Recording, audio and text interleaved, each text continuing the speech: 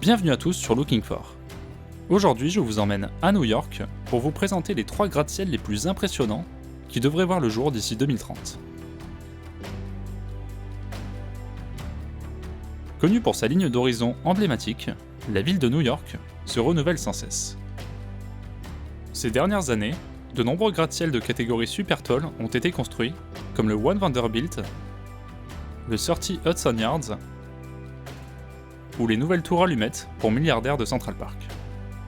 Et c'est loin d'être fini, car cette évolution marque le début d'une nouvelle ère paysagère pour la ville de New York, avec cette fois des gratte-ciel encore plus hauts et surtout beaucoup plus larges que ce qu'on a vu jusqu'à présent.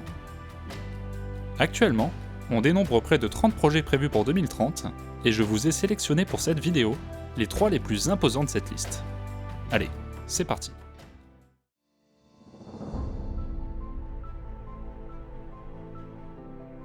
En 2018, la célèbre banque d'investissement JP Morgan Chase a annoncé qu'elle démolirait son siège social, situé au 270 Park Avenue, pour le remplacer par un bâtiment flambant neuf et surtout 2 fois plus haut.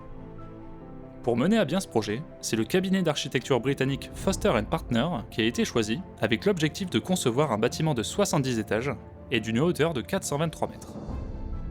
Cette tour imposante, tant en hauteur qu'en largeur, aura la capacité d'accueillir 15 000 employés du groupe, ce qui est considérable. À titre de comparaison, c'est 1,5 fois plus que tous les employés de l'usine Tesla, en Californie, l'une des plus grandes usines du monde.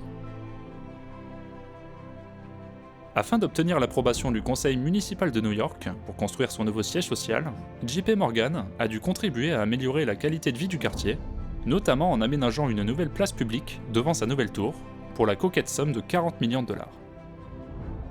Débutés en 2019, les travaux de démolition de l'ancien QG ont duré plus de 2 ans et viennent de s'achever l'année dernière.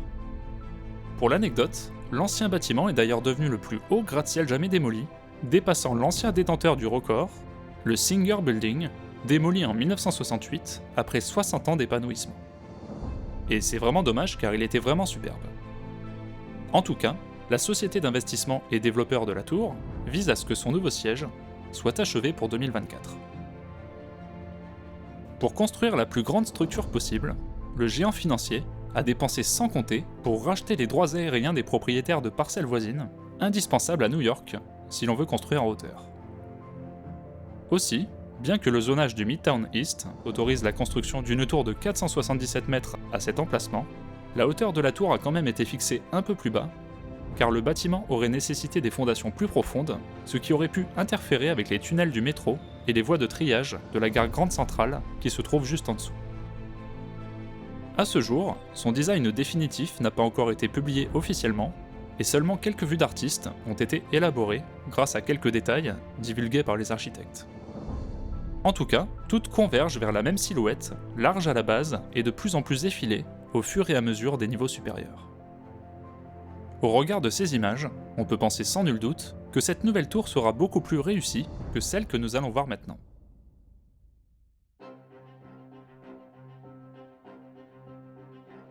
La deuxième tour de notre liste n'est autre que la Tower Fifth, un projet de gratte-ciel de 96 étages et d'une hauteur de 474 mètres, proposé par Harry McLoughlin, un promoteur immobilier new-yorkais qui a d'ailleurs réalisé un autre gratte-ciel connu du Midtown, le 432 Park Avenue. Le cabinet d'architecture Gensler, notamment célèbre pour avoir réalisé la Shanghai Tower, s'est vu confier la conception du projet. Si elle voit le jour, la Tower Fifth deviendra la deuxième plus haute construction de New York, par la hauteur de son toit, à seulement 6 mètres de la tour Commodore, que nous verrons juste après. Elle sera également située dans le Midtown East, à quelques mètres de la célèbre 5e avenue, et juste en face de la cathédrale Saint-Patrick, qui sera d'ailleurs visible depuis le hall d'entrée, complètement ouvert sur l'extérieur. Les plans du gratte-ciel ont été révélés pour la première fois en janvier 2019, et Harry McLoughlin a déjà racheté le site prévu pour la tour pour la somme de 44 millions de dollars. Il y a actuellement 2 bâtiments de faible hauteur à démolir, dont le consulat du Venezuela. Les permis de démolition ont été déposés en avril 2020, mais les travaux n'ont pas encore débuté. D'ailleurs, aucune date officielle d'achèvement n'a été présentée non plus. Mais selon le New York Times, le promoteur a déjà rencontré la commission de préservation des monuments historiques et des membres du conseil municipal afin d'accélérer le processus de construction. Mais le projet risque d'être conflictuel en raison de sa proximité avec plusieurs monuments et bâtiments importants comme la cathédrale Saint-Patrick et le Rockefeller Center. Toutefois, si elle est approuvée, la Tower Fifth rejoindra cette nouvelle génération de gratte-ciel allumettes qui fleurit à 2 pas de Central Park depuis 2014. À ce propos, si cela vous intéresse de savoir pourquoi ces nouvelles tours se développent autant dans ce quartier, je vous invite à aller voir ma vidéo dédiée à ce sujet. Et si vous êtes anglophone, elle est également disponible en version anglaise sur ma chaîne secondaire. Je vous mets le lien en fichier en description. Mais revenons un peu à notre sujet, car la Tower Fifth est véritablement impressionnante, et ce, à plusieurs égards. Pour commencer, la base de la tour repose sur un piédestal étroit qui s'élèvera à près de 122 mètres au-dessus de la rue, surpassant de 20 mètres les flèches de la cathédrale voisine. Cet équilibre impressionnant, qui repose sur son noyau structurel, nous donne vraiment cette sensation saisissante de fragilité, comme pour la tour Citigroup Center. Quant à la partie haute du bâtiment, elle abritera de grands espaces dégagés, avec de longues lignes de fenêtres, maximisant l'entrée de la lumière naturelle et l'appréciation des vues panoramiques. Mais le meilleur atout de la Tower Fifth sera sans nul doute sa plateforme d'observation en porte-à-faux, appelée le Ciel des Amériques, et qui s'élèvera à 442 mètres, pour en faire la plus haute plateforme d'observation de la ville, mais aussi des États-Unis. Elle sera également la deuxième en Amérique du Nord, à seulement 5 mètres du Skypod de la CN Tower à Toronto. Et le tout sera même en plein air, comme son restaurant d'altitude. Ça donne déjà envie d'y aller. Mais ce qui est encore plus impressionnant, et là, sensible au vertige, s'abstenir, c'est sa plateforme en verre complètement transparente qui ravira à coup sûr les amateurs de sensations fortes. Un peu comme le pont de verre Skywalk au Grand Canyon, ou le pont suspendu en verre de Zhangjiajie, situé en Chine. La tour a donc de sérieux arguments pour gagner son permis de construire. Mais son design en bloc déstructuré, son aspect trop imposant, et sa façade rappelant l'apparence très décriée du 432 Park Avenue ne jouent pas vraiment en sa faveur. Beaucoup de New-Yorkais la jugent déjà d'un mauvais œil, et je suis assez de cet avis. Je trouve qu'elle manque cruellement d'élégance pour faire sens avec les autres gratte-ciel super tall du quartier, qui sont eux beaucoup plus raffinés de par leurs proportions. Sa couleur tranche aussi beaucoup trop avec le style art déco des gratte-ciel du Midtown. Toutefois, je trouve l'idée des terrasses d'altitude en plein air tout à fait fabuleuse. L'aspect reposant et à la fois sensationnel donnerait vraiment envie d'y passer du temps. Contrairement aux traditionnels ponts d'observation d'intérieur, qui peuvent parfois se révéler un peu oppressants. Et vous, qu'est-ce que vous en pensez? N'hésitez surtout pas à me donner votre avis dans les commentaires. Allez, on passe à la suite.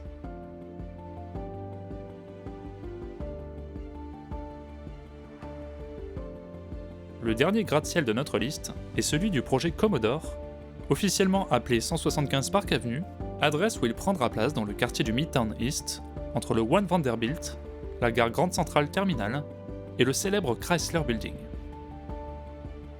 Conçu par Skidmore, Owings & Merrill, l'une des plus prestigieuses agences d'architecture au monde, qui a notamment travaillé sur les plus grands projets de gratte-ciel comme le Burj Khalifa ou le One World Trade Center, cette nouvelle tour devrait accueillir bureaux, espaces de commerce et de détente à sa base, ainsi que 500 chambres d'hôtel du groupe Hyatt aux étages supérieurs. Les plans de l'édifice ont été approuvés en mai dernier par la Commission new-yorkaise de préservation du patrimoine et par la municipalité de New York en décembre 2021. Ce nouveau gratte-ciel sera construit à l'emplacement actuel de l'hôtel Hyatt Grand Central New York, dont les travaux de démolition devraient se dérouler sur une période de 18 mois. La construction de ce nouveau colosse de verre et d'acier devrait ensuite débuter en 2026 pour s'achever à l'horizon 2030. À l'origine, cette tour de 85 étages devait mesurer 501 mètres de hauteur, mais sa taille a été réduite à 480 mètres. Une hauteur qui reste toutefois suffisante pour se classer à la première place des plus hauts gratte-ciel de New York si l'on considère la hauteur du toit. Sinon, c'est le One World Trade Center qui conserve la première place avec sa flèche monumentale de 124 mètres qui porte la hauteur architecturale de l'édifice à 541 mètres. D'ailleurs, si le sujet vous intéresse, je vous invite à aller voir l'épisode que j'ai réalisé sur cette tour, vous allez voir c'est très intéressant. Je vous mets la vidéo en fiche juste en haut. Quoi qu'il en soit, lorsqu'il sera achevé, le 175 Park Avenue dominera le quartier du Midtown East par ses proportions plus qu'imposantes. Je dirais même ici, complètement démesurées.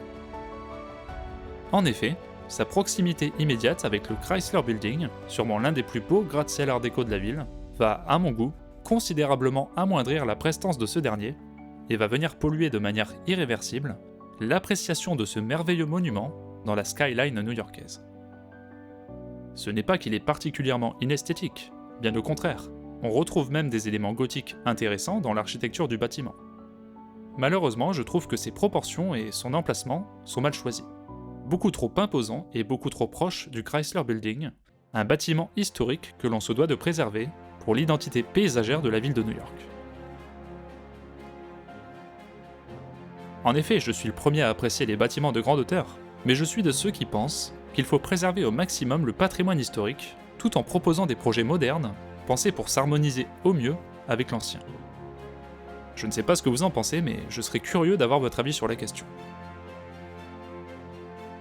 Pour finir, il y a d'autres propositions de gratte-ciel très haut en ce moment à New York, comme la tour de l'Affirmation, ou le 350 Park Avenue, donc si ça vous intéresse que je fasse un deuxième épisode sur ces nouveaux projets, n'hésitez pas à me le dire en commentaire. Voilà, c'est tout pour aujourd'hui. Si cette vidéo vous a plu et que vous voulez me soutenir, n'hésitez pas à mettre un petit pouce vers le haut. C'est totalement gratuit et ça m'encourage beaucoup. Enfin, n'oubliez pas de vous abonner à la chaîne en activant toutes les notifications pour être sûr de ne pas rater les prochaines vidéos. Sur ce, je vous dis à très bientôt sur Looking For. Ciao!